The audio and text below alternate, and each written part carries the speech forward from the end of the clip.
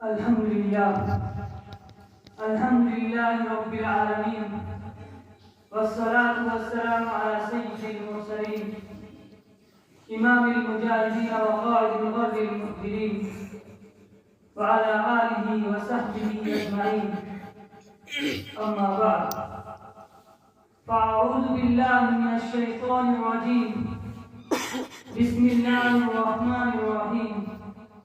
إن تكونوا تعلمون فإنهم يعلمون كما تعلمون وترجون من الله ما لا يرجون وكان الله عليما حكيما.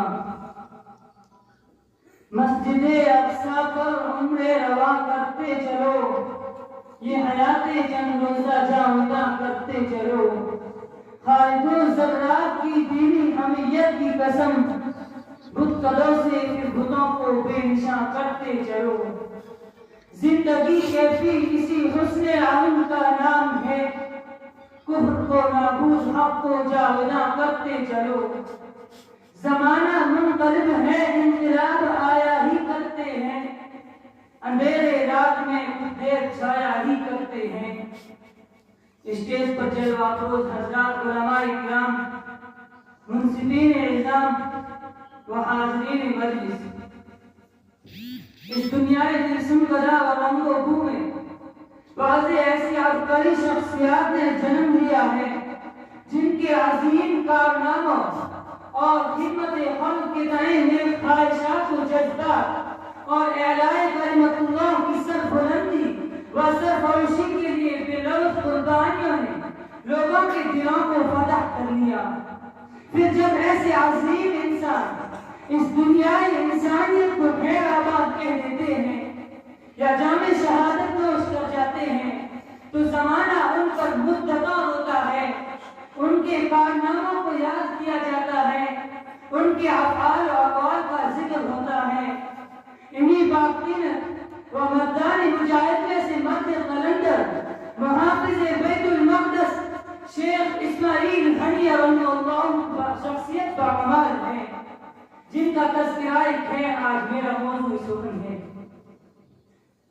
حضرات سامعین، ہم اولاً سلام شوق و خراج عقیدت پیش کرتے ہیں سرزمین غزہ کے ان باہمت و بلند حاصلہ مردان مجاہد کو جو اپنے خون جگر سے محبوب سرزمین کو سیراب کر رہے ہیں، جو مسجد اقصی کی خاطر سر دھر کا سودا کر کے دنیا کی طاغوتی قوتوں کو خاک میں ملا کر ایک تاریخ رقم کر رہے ہیں. ہم سلام پیش کرتے ہیں ان بہادر ماؤں کو جو اپنے جگر کے ٹکڑوں اور سپوتوں کو مسجد اقصی کی حفاظت اور اس کی دفاع کے لیے قربان کر رہی ہیں. سامعین مکرمین، 7 اکتوبر سن 2023 عیسوی کو معرکہ طوفان اقصی کا آغاز ہوا اور تن آمد بجن آمد کی مصداق حماس نے اسرائیلی مظالم اور مسجد اقصی پر دست درازہ سے تنگ آ کر ایک فیصلہ کن جنگ کا بگل بجا دیا. جب بگل بجا ہی دیا تو اس میں کوئی شک و شبہ نہیں کہ جس ثابت قدمی و استقامت، جرأت و بہادری، حمیت و غیرت، سرفروشی و جانبازی کے ساتھ اس نہضتی قوم نے سینہ سپر ہو کر مقابلہ کیا اور آج بھی کر رہی ہے. وہ صرف اہل مغرب کے لیے نہیں بلکہ پوری دنیا کے لیے حیرت انگیز ہے. پورا شہر بغور سے جھلسا دیا گیا، کشتوں کے کشتے لگ گئے، آگ و خون کی اس دریا میں لاکھوں زندگیاں ختم ہو گئی. ایک معصوم قوم پر ظلم کا ہر حلقہ استعمال کیا گیا. نہ اسپتال بچے، نہ تعلیم گاہیں بچی، نہ عبادت خانے محفوظ رہے اور نہ ہی ستم رسیدہ پناہ گزینوں کے کیمپ باقی رہے.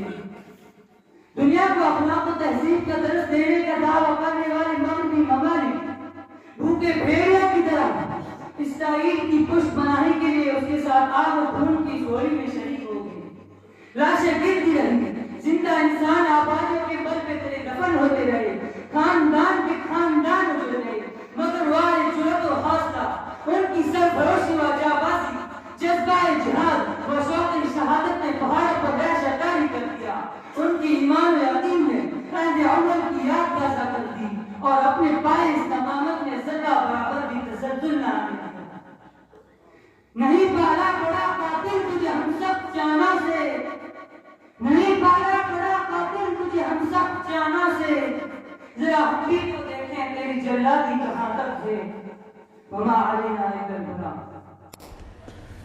Thanks for watching. Don't forget to like, comment, share and subscribe to Al Wahid channel.